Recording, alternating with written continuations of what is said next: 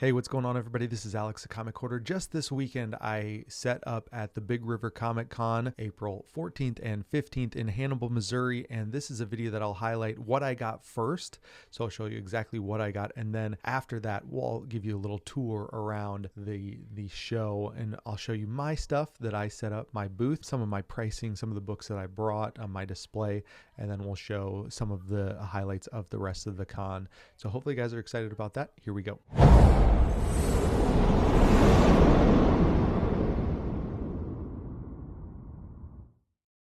This video is sponsored by the Shortbox app. It's the easiest and safest way to buy and sell graded comic books online. There's a link in the description below to download the app and start shopping or selling today. So the con was amazing. It was incredible. It's always great to set up at the con, and I got 3 different lots of books or 3 different transactions, and that's all that I got in the entire con, and I got them all via trade. So the first one was David, the newest rant, and I'll link his website below. He does really nice blogs, and then you can follow him on Instagram as well.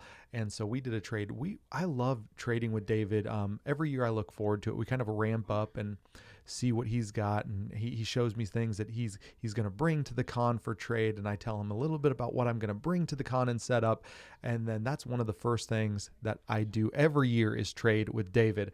And so he gave me a stack of books and a couple slabs for some of my books. So I'm going to roll through these books actually right here were kind of just a throw in on the deal. So Aquaman number 12, nice Silver Age Aquaman number 25, nice vibrant colors there. Aquaman number 27, I do like Silver Age Aquaman, so I was happy that he was willing to throw these in. GI Combat 131, just a nice book there. And those were the stickers are his prices, like kind of how he valued the books. Metamorpho, the Element Man, number 2, there you go, nice Silver Age book there. Metamorpho number 3. G.I. Joe, Showcase presents G.I. Joe number 54. Turok, Son of Stone, Gold Key book. A Coverless Werewolf by Night. And this is number 2. Young Romance.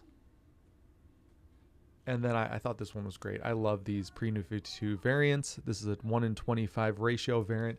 I've had this one before, Batman and Robin number 15. Great 1-in-25 variant. And so happy about getting that one for sure. Then I got a couple slabs from him as well. This is Batman number 169. And this is from 1965. Second Silver Age appearance of Penguin. 4.5, and it's off-white pages. Carmine Infantino and Joe Giella cover. Really great stuff. I got this Tales to Astonish, nice Silver Age Marvel, number 55. And this is from 1964. Human Top appearance, Stan Lee and Larry Lieber stories. Kirby cover. So awesome. Tales to Astonish number 55. Really like that one. Just a nice presenting copy of that Tales to Astonish book. And then I was pretty excited about this one. He just got it back from CGC and said he was going to bring it, and I was like, okay, I'm going to try to get that one for sure. Star Wars Heir to the Empire number 1. This is the first appearance of Grand Admiral Thrawn. It's an 8.0 white pages.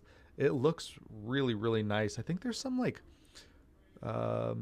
you see that ding right there, you can see it. I think I've got the shadow catching it right there.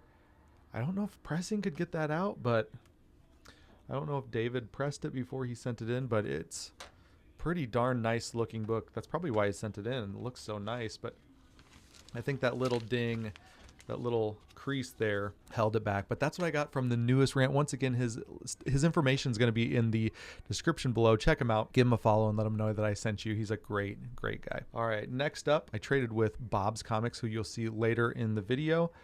And Bob's Comics is a friend of mine. He wanted an early Amazing Spider-Man book that I had, and so I went over to his booth and I got Avengers number 47. Really solid copy of this, probably 5.0 or so, I would say, maybe 5.0, 5.5. Really nice first appearance of Dane Whitman. Really nice book here. Avengers number 47. And yeah, so I traded him that. I think the Spider-Man book that I traded him was a little less valuable, so I had him come over to the booth and pick out another book as well. All right, so Sam DeLaRosa came over to my table, and he was like going through the books and talking to me and my family, and it was really nice.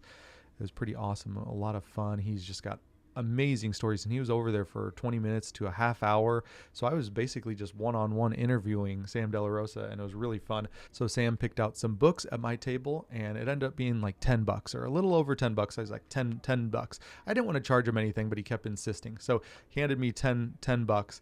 And then he said, let me see that book on the wall, and I'll try to show that book on this video. Like right now, I'll try to like maybe insert some pictures of it. But it was a fanzine from 1977. It's a Star Wars fanzine.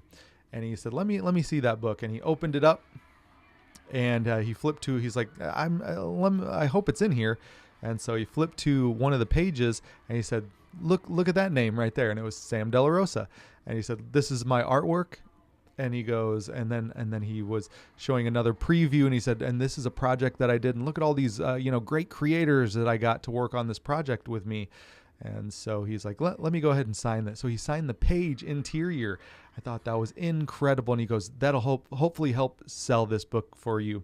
And I said, no way, I'm not selling this thing now. So I started to put it back up on the wall, and I was like, no, I'm not selling that book. Really happy about that. Then I went to his table, and I was looking at his books that he had, because I wanted to support him and obviously get an autograph and maybe a remark. So I picked out Web of Spider-Man number 90, and he did that really great remark. So this was pre-done before the show. He already had that work done, and there's his signature on the side there. And it had it marked at $80, which is a great price for a professional Marvel artist. To have this work already pre-done, $80. If it was Mike Zeck, it would be $180, which is well worth it as well. But I thought this was great. So I handed him my card to process the payment, and he goes, no. He's like, I'm not going to charge you. I'll just come over later and pick out some more books. And I said, okay, that's good. He goes like, I'm a collector too. I was like, I want comic books too. He's like, just give me some credit. And so he came back later to my booth and was digging again. So this was a much longer time. So it was great. The con was a little slow at that time. So he came back and dug some more, and we just had a great time talking. He picked out like $25 in books, and he was like, this should do it. And I was like, no, that's not going to do it. Yes, like, you need to pick out more books. And he was being really modest and really kind and just really generous. And I just kept putting books. And he said, oh, let me look at that book on the wall. And he said, do you know about this artist? I said, oh, tell me more about it. And he talked all about the history of these artists, who he liked as an influence. He loves Jack Kirby stuff. He talks about the books that he would buy off the shelf back in the day. And we're talking Jack Kirby books. And he would talk about getting Jack Kirby to sign things for him and just chumming it up with these guys, these great collectors, or great creators. And it was just an awesome interaction. I actually got one other thing from him as well. So I just kept putting stuff on his pile. I was like, oh, you like that book? Okay, here you go. Just kept giving him whatever he was liking. And hopefully it made it worth his time and his while. So he was just an amazing creator. I'll show you all what else I got. All sorts of remarks for people. A lot of my friends in the local community, very, very small comic book community, but he's doing a lot of sketches and stuff for that. So I saw Bob get an amazing sketch cover done on Venom Lethal Protector. And so I was like, dude, I want to get something like that. So I went and got a 12x18 poster from him, Venom Lethal Protector, and then had him sign it. And then he did this amazing remark on there. So I'm going to show that up close. And took him about maybe 30 minutes to do that. Really nice. He was doing a death lock when I walked up to the table. That was fantastic. I was really happy about that. And I got some other artwork from a more local artist, which I'm really happy about. And I'm going to put these up on the wall, like behind me. I've got tons of great artwork back here. He actually knew Jesse Simon, so that was really cool. He says, I see Jesse Simon, all over the place. He's like, he's a great kid, and all this stuff, and talked about Jesse Simon and his father's work and the character that the grandfather created, Joe Simon. And so he definitely knew who Jesse Simon was, and he was talking all about him. And it doesn't seem like Sam forgets a lot of stuff. He remembers a lot of people, and he has a lot of great, really important stories. And it wasn't stories about him trying to impress me about himself.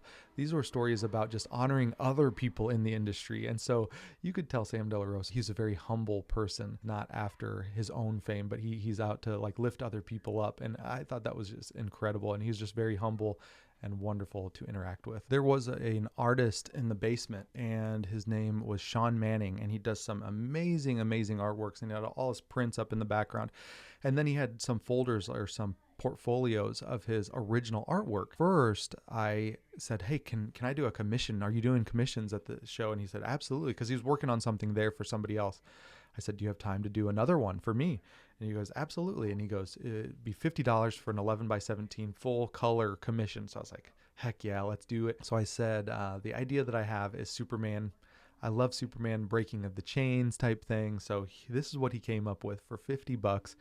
I was blown away. I thought this was incredible. For $50, he did that 11x17, all original pencils, all original inks, and then he colored it as well. So full color 11x17. I thought that was really cool. I was very happy to have that. And then I was looking through his original art, and I saw that up on the wall that he had prices is for a 3-way color. And so what that means is he does a process where the first one he does original pencils, and then he scans that in and makes it blue. So then he does inks over his blues, and then he scans that inks in, and then he does colors on top of that. So I got a couple 3-ways from him, original artworks that he has prints of, and I thought these were really great. He ended up giving me a fantastic deal because I was buying so much from him. This is an X23. These are the original pencils. So this is the original artwork. It's got the date up top, 2018, and X23. So this is the original pencils. Then he scanned that in, and these are his original inks now too. So you've got the original pencils and then his inks.